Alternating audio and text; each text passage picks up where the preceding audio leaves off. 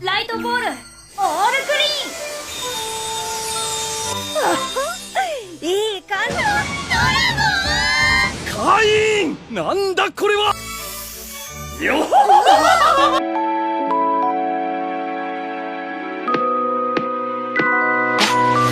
Halo para animers yang taunya cuma rebahan sambil nonton menggunakan wifi tetangga. Gimana kabar kalian? Apakah masih aman wifi tetangganya?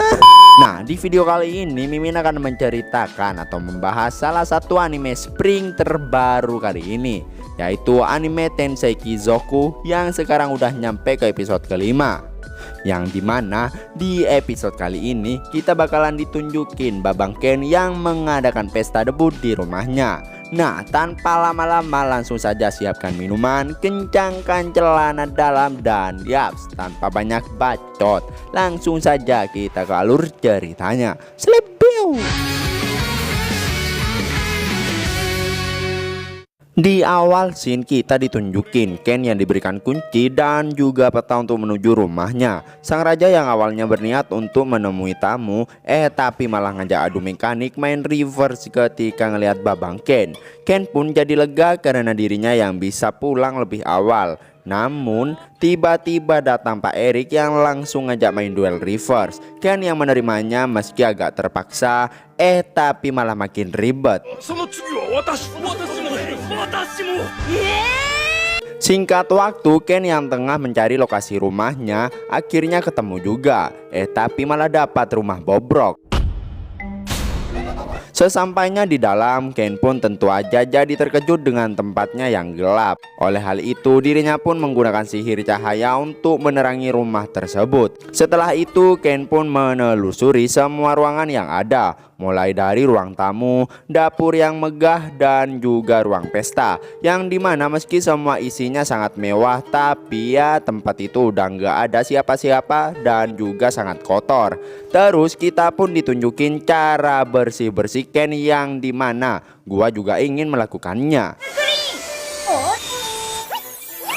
Nggak perlu capek-capek ambil sapu, baca mantra aja udah kelar. Ternyata setelah semua ruangan tersebut dibersihkan, yang awalnya kayak kandang ayam malah langsung berubah jadi estetik seketika. Ken pun sangat senang dengan rumah mewah yang ia miliki. Ketika Ken tengah rebahan, secara tiba-tiba Sylvia datang bersama para rombongan dan juga pelayan baru yang bernama Kolan. Rupanya mereka datang atas kehendak Ken yang ingin mereka tinggal di sana. Betapa terkejutnya Ken ketika mengetahui Kolan yang tahu semua kejadian tentang Ken. Terus Sylvia pun meminta semua sekuatnya itu untuk segera membersihkan rumah tersebut. Tapi ketika udah mengecek semua ruangan, betapa herannya para pembantu yang gak ngelihat debu setitik pun. Ken yang bilang kalau dirinya udah membersihkan dengan sihir. Sylvia pun udah menduga hal itu. Melihatnya membuat Kolan terkejut karena Sylvia yang langsung percaya begitu aja pada kata-kata Ken. Setelah Sylvia pergi bersiap untuk menerima barang pindahan Ken, Kolan pun menyuruh Ken untuk segera pergi ke rumah ayahnya. Urusan di sana Kolan lah yang akan bertanggung jawab, karena rupanya Ken lupa kalau kakaknya yaitu Jin dan juga Alex akan pulang ke rumah ayahnya. Singkat waktu, nampak kedua kakak laki-laki Ken yang terkejut karena Ken yang udah jadi bangsawan dan punya rumah sebelum mereka. Rene yang senang dan gak sabar untuk ngeliat rumah adiknya itu, tapi malah ditakut-takuti sama kakak laki-lakinya. Karena rumah itu yang udah tua takutnya bakalan nongol sesuatu. Tapi ya dia tetap santuy karena percaya dengan sang adik yang akan melindunginya. Singkat cerita, sesampainya di rumah Ken, mereka pun terkejut bukan main ketika ngelihat betapa mewahnya rumah Ken tersebut.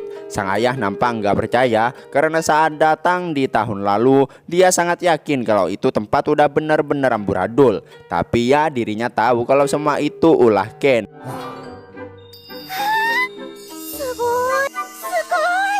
Meski ngelihat semua isi rumah yang benar-benar nggak ada otak, tapi sang ayah masih merasa kurang karena nggak ada barang seninya sama sekali. Sebab seorang bangsawan sangat suka dengan seni untuk menghiasi rumah.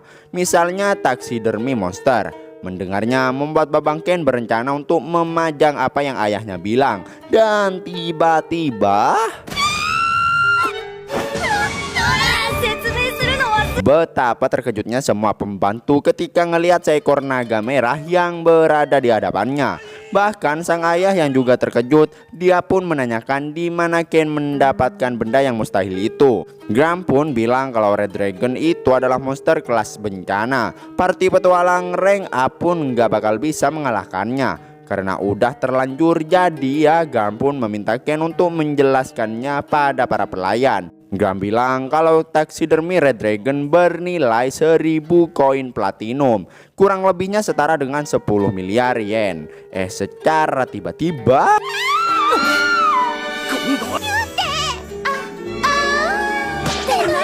rupanya mereka berdua histeris karena ngeliat toilet Ken yang bisa memancurkan air. Ternyata Ken menggunakan sihir untuk mengeluarkan air tersebut. Sang ayah yang awalnya nggak peduli, namun ketika disuruh untuk mencobanya, oleh hal itu dia pun meminta Ken untuk memasangnya di rumahnya sendiri. Gam bilang kalau seorang bangsawan yang mempunyai sebuah rumah harus mengadakan pesta debut. Hal itu tentu saja membuat Ken terkejut. Di malam harinya, Ken yang pusing dengan apa yang harus dia lakukan untuk mengadakan pesta debut. Namun untungnya Kolan udah menduga dan juga sudah membuat daftar tamu dan yang perlu mereka lakukan. Tapi Ken agak terkejut ketika ngeliat nama Korgino, karena ya dia tuh nggak suka padanya. Namun Korgino tetap harus diundang karena dia merupakan bangsawan kelas atas.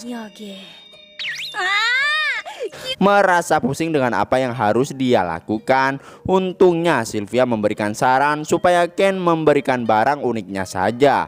Ken yang senang pun tentu saja langsung menggunakan sihir untuk membuat sebuah gelas. Setelah cukup banyak membuat gelas, Ken pun lanjut membuat sake dan makanan bersama kokinya. Sylvia yang baru nongol langsung disuruh untuk mencoba makanan dan juga wine yang telah Ken buat. Ken yang menanyakan rasa wine itu pada Sylvia, namun karena masih kurang puas, Sylvia malah minum hingga beberapa gelas.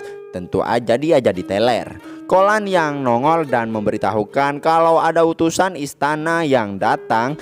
Rupanya itu adalah sang raja, Erik dan Magna. Rupanya sang raja datang menemui Ken karena dirinya yang belum menerima undangan pesta debut di rumah Ken. Sedangkan Erik dan Magna udah mendapatkannya. Tentu aja dirinya kesal, ditambah lagi Pak Erik yang selalu memamerkan undangan itu pada dirinya. Ken pun beralasan kalau dirinya ingin memberikan undangan itu saat bertemu langsung, tapi malah selalu tertunda karena sang raja yang selalu sibuk. Betapa senangnya sang raja ketika diberi undangan secara langsung oleh Ken. Mereka berdua pun akan membawa anak-anaknya saat pesta itu tiba. Setelah itu, betapa terkejutnya semua pelayan Ken ketika mengetahui kalau sang raja akan hadir. Ditambah lagi mereka juga baru tahu kalau Celestia merupakan tunangan Ken. Ken pun meminta bantuan semua pelayannya itu supaya full power saat pesta tiba. Singkat waktu, malam pesta debut di rumah Ken pun udah tiba, yang dimana para bangsawan yang diundang juga udah pada datang. Pak Erik pun datang bersama Silk. Sesampainya di dalam, betapa terkejutnya Pak Erik ketika ngelihat taksidermi Red Dragon. Silk sangat senang karena dirinya berharap kelak akan tinggal di sana. Di sela-sela perbincangan mereka bertiga, Kolan nongol memberitahukan kalau sudah waktunya Ken untuk memberi salam. Ken pun mulai berbacot-bacotan di hadapan semua bangsawan dan menyuruh mereka untuk bersulang. Betapa terkejutnya ayah Ken ketika merasakan minuman tersebut. Ditambah lagi gelas yang Ken buat nampak berkilau cemerlang. Dan Ken juga udah menyediakan gelas lain untuk dibawa pulang. Erik pun memuji hidangan Ken yang sangat enak, bahkan sampai memikat perut cewek di usia 10 tahun. Setelah itu, Sang raja yang datang pun tentu saja membuat para bangsawan jadi terkejut. Dirinya yang langsung duduk malah tercengang dengan gelas minuman yang disuguhkan. Tentu saja juga dengan minumannya. Tidak hanya itu, sang raja juga terkejut dengan rasa hamburger yang disuguhkan oleh Ken. Jus dagingnya mengalir di setiap gigitan dan juga keju yang ada. Sang raja yang menanyakan rasanya pada Celestia, tentu aja dia sangat menyukainya. Sang ratu yang ngelihat air mancur di kamar mandi merasa itu sebuah revolusi. Dirinya pun memaksa agar Ken memasangnya di istana. Sang raja yang penasaran juga disuruh untuk melihatnya sendiri. Dan benar saja, sang raja langsung meminta Ken untuk segera memasangnya di istana besok. Sang raja pun memuji kerja keras Ken mulai dari hidangan hingga pelayanan yang lainnya. Baginya itu merupakan pelayanan terbaik. Setelah itu Kolan datang dan bilang sesuatu, yang dimana rupanya Korgino datang dengan gelakatnya yang angkuh. Setelah membuli Ken tentang rumahnya yang jelek, Kolan yang akan bilang mengenai taksidermi Red Dragon pada Korgino, namun Ken menghentikannya. Ken yang bilang kalau itu adalah taksidermi Red Dragon, namun hal itu tidak menghentikan ulah Korgino. Sesampainya di dalam, nampak para tamu yang naik darah ngelihat sikap Korgino yang seenak jidat. Meski udah mencicipi makanan dan juga minuman yang disajikan, meski rasanya sangat enak, tapi dirinya nampak bersikap seolah-olah sajian itu biasa aja. Ken yang mulai agak marah karena sikap Korgino yang seenak jidat. Namun Kolan menenangkannya karena ya Korgino adalah seorang marquis yang dimana bangsawan yang lebih tinggi daripada Ken. Setelah mendapat satu ide, nampak Ken yang mengantarkan gelas sebagai cindera mata untuk Korgino. Bukannya berterima kasih, si Korgino yang seenak jidat malah meminta gelas 50 atau 100 unit dan juga semua resep hidangan yang ada di sana. Tapi anehnya Ken malah menggunakan jurus deteksinya. Dirinya berniat mengulur waktu dengan bilang pada Korgino kalau dirinya akan memberikan hadiah terbaik dari seluruh dunia. Tentu aja hal itu membuat si Tama ini senang kegirangan dan juga mengira kalau itu adalah sebuah permata. Namun Ken malah bilang kalau itu lebih berharga daripada permata karena rupanya betapa terkejutnya Korgino ketika ngelihat sang raja di sana. Sang raja pun bilang dirinya ada di sana karena Ken lah yang menyelamatkan Celestia. Setelah kena marah oleh sang raja, tentu saja Korgino langsung nyelonor entah kemana. Terus Silk yang nyamperin Ken, dirinya menyadari kalau itu adalah rencana Ken untuk mengusir Korgino. Ngelihat ekspresi Ken yang seperti itu membuat sang raja dan Pak Erik menyadari kalau Ken telah memanfaatkan mereka berdua. Ken yang lupa dengan adanya sang raja dan juga Pak Erik malah berkata jujur. Tentu saja hal itu membuat Ken auto kena marah sama mereka berdua. Dan yaps, itulah akhir dari anime Tensei Kizoku episode kelima. Wede, kayaknya Babang Ken memang udah nggak ada obat. Dirinya yang masih bocil udah punya rumah sendiri dan mengadakan sebuah pesta dengan sangat baik, hingga membuat sang raja mengakui kerja keras Ken yang cukup baik. Dan tentunya penasaran dengan apa yang akan terjadi di episode berikutnya. Makanya pantengin terus channel Movie Senpai. Jangan lupa like dan subscribe-nya. Terima kasih buat yang udah nonton sampai akhir. Sampai jumpa di video berikutnya. Slepeu.